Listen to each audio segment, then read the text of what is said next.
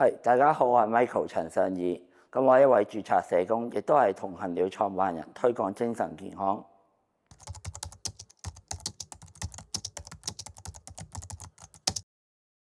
我都明白呢個其實係普遍中學生、大學生會遇到嘅狀況啦。其實都會係為功課而遇到煩惱。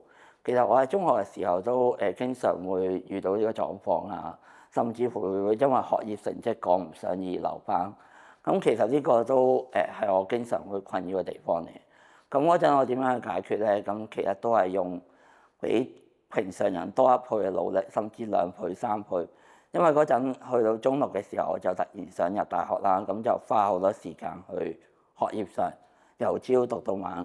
咁其實只要知道自己嘅目標係啲咩，想得到啲咩，咁其實就會有個內在嘅動力去俾到自己會有個追上其他人嘅步伐咯。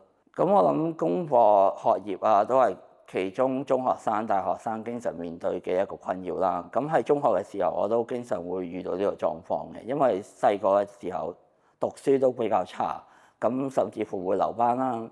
咁好慶幸咧，其實朋輩支援咧，同埋老師啊、朋友都會幫到一個好大嘅幫助，咁令到我繼續去勉勵自己讀上去。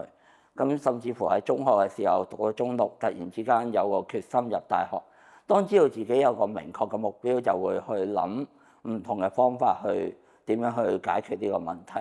咁我會認為，只要目標明確，就會去諗到一啲新嘅方向去處理呢個學業嘅困難。如果你有情緒困擾，甚至乎打算有自殺嘅行動嘅話，咁我會建議你去打防止自殺熱線23820000。